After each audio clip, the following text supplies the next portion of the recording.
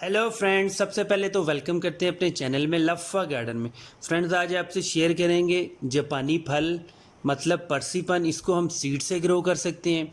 इसकी आप कटिंग भी लगा सकते हैं। आप इसको नर्सरी से ग्राफ्टेड प्लांट भी ले सकते हैं। इसको हम सीड से इजीली ग्रो कर सकते हैं। बेसिकली जो जापानी फल होते हैं ये दो तरह के होते हैं, एक में सीड होते हैं और एक बिल्कुल सीडलेस होता है। तो आप इसके सीड वाला जो जापानी फल है इसके सीड निकाल सकते हैं। सीड इसके बिल्कुल टॉप पे होते हैं, जो इसके ऊपर इसकी कैप सी बनी होती है। अगर आप उसको इस तरह करके काट लें तो वहाँ से सीड इसके निकल आते हैं। आप इसके सीड्स को हल्का सा वॉश करें, सादा पानी से वॉश करना थोड़ा ज़रूरी होता है क्योंकि फ्रूट का पल्प जूस लगा होता है, वो फंगस भी लगा देता है गमलों में। आप इसके मार्केट से भी सीड ले सकते हैं, अमेज़ॉन से इसके सीड्स मिल जाते हैं। 500 की ये छोटी सी पैकिंग है, उसके अंदर हमारे 100 सीड्स होते हैं। मतलब अगर जिनके पास सीडलेस मिला है, जिनको सीडलेस जापानी फल मिल रहे हैं, तो आप उसको मार्केट से भी बाय कर सकते हैं। इसको ग्रो करना बहुत आसान है। जनवरी, फरवरी, मार्च में भी ग्रो कर सकते हैं। इसको आप सितंबर, अक्टूबर, नवंबर में भी ग्रो कर सकते हैं। मतलब ठंडे जितने भी मौसम आप इसको ग्रो कर सकते हैं। और ये बहुत ही लोकल प्लांट है, हर जगह ग्रो हो सकता है। अब हम इसको यूज़ कर रहे हैं नर्सरी बैग्स के अंदर, इसके सीड्स लगाएंगे। इसके सीड्स को आप डायरेक्ट लगा सकते हैं। आपको कोई पानी में इसको सोक करने की ज़रूरत नहीं है, ना पेपर टॉवल मेथड, ना इसके टिश्यू पेपर्स में इसको रैप करने की ज़रूरत है।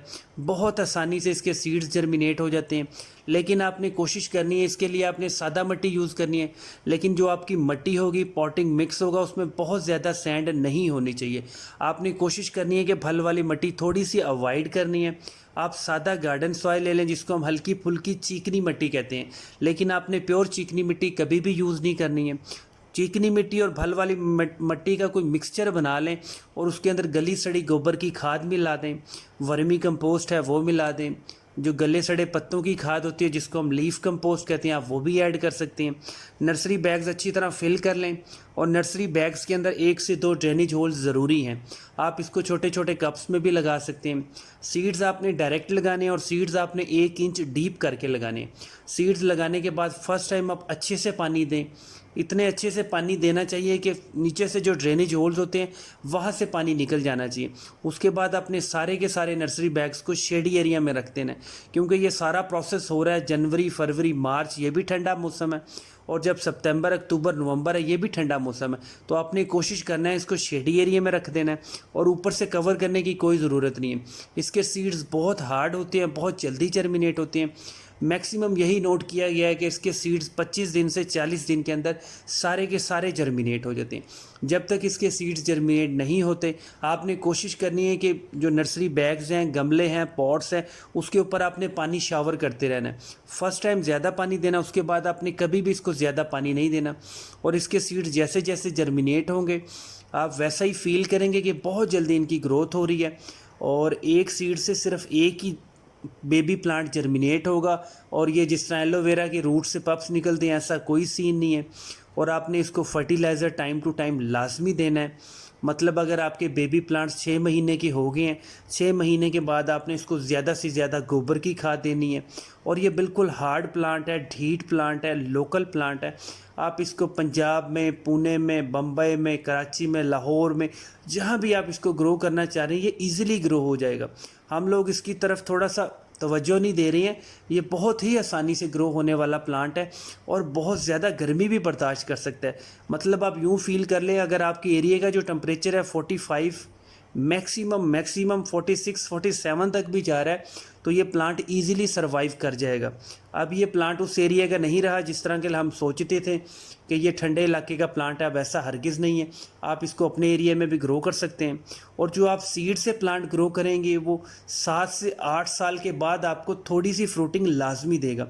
और अगर आप इसका नर्सरी से ग्राफ्टेड प्लांट ले लें, तब आप उसको गमले में ग्रो कर सकते हैं। लेकिन 5-6 साल बाद आपको इसको ज़मीन में ट्रांसफ़र करना ही पड़ेगा, क्योंकि ये एक बड़ा लंबा चौड़ा प्लांट बनता है। थोड़ा शेडी एरिया वाला भी प्लांट बनता है, मतलब सायादार दरख्त बनता है। इसलिए आपने कोशिश करनी है इसको ज़मीन में लगाएं।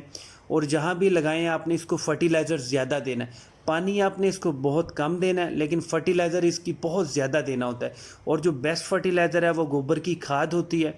और जब ठंडा मौसम शुरू होता है तो आपने गोबर की खाद ज़्यादा देनी होती है।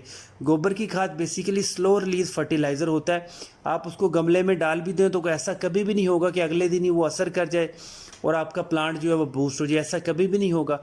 वो बहुत ही स्लो रिलीज फर्टिलाइज़र होता है। और जो हमारी मार्केट से फर्टिलाइज़र मिलते हैं, जिस तरह हमें market bought nitrogen, urea, potassium मिलते हैं, वो बहुत ज़्यादा रिएक्टिव होते हैं। जैसे ही आप गमलों में डालते हैं उनका रिएक्शन शुरू होता है और हमारे प्लांट्स अक्सर जल भी जाते हैं।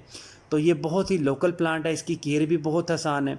आप इसको ज़्यादा से ज़्यादा ग्रो करें और पहले 1 साल तक आपने कोशिश करनी है कि इसको बहुत ज़्यादा गर्मी से बचा के रखना है। मतलब आपने यहाँ पे थोड़ी सी पॉइंट समझना है कि जो इसका बेबी प्लांट होगा उसको पहला 1 साल आपने शेडी एरिया में रखना है। अगर सर्दियों में हल्की फुल्की धूप आती है तो आप इसको रख सकते हैं। इसको धुंध, फोग, ठंड से कोई नुकसान नहीं होगा। तो आप इसको कोशिश करना है कि जून जुलाई में थोड़ा सा सेव करना है। और मेरे पास वो वाले भी प्लांट्स हैं इसके जो 7 साल, 8 साल, 9 साल के हो गए हैं और उनके ऊपर बहुत अच्छी फ्रूटिंग हो रही है।